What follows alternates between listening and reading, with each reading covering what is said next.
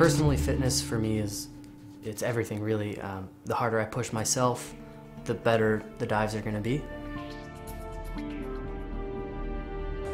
My body is the machine to jump from this 27 meters. For a diver, it's nice to have sort of like a thin line as you're flying through the air, not just like a muscular, bulky mass.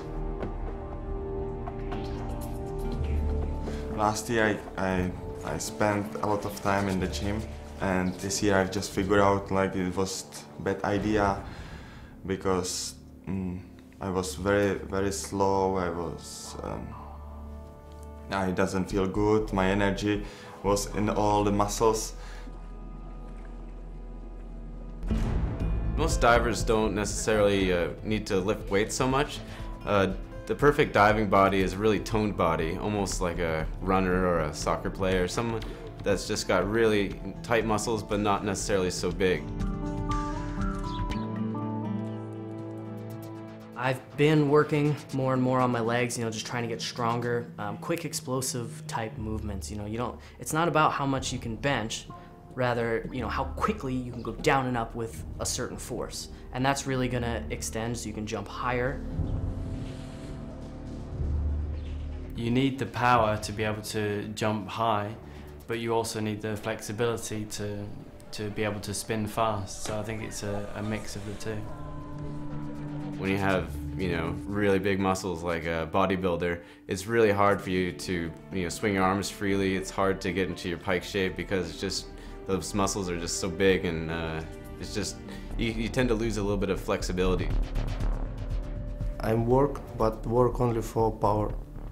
Power without muscles, because more muscles, more heavy your body, not speed, more slow, and muscles I'm sure don't need in our sport.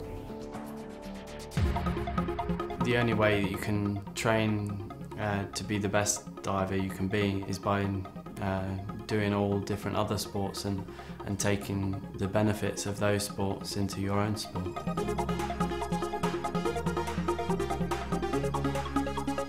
Every sport requires a level of fitness, and in cliff diving, there's certain muscle parts that you want to exercise more than others.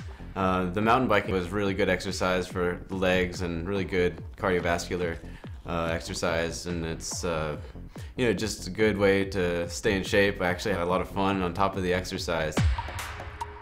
Is being the smallest guy on tour, I have a smaller radius in the air, and I really try to use that in my diving. And I think over the next year or two, that's really going to help accomplish some things that I don't think anyone is capable of.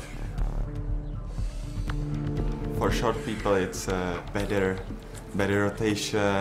I have to work a little bit more to compare with these people because the short people, they are so fast.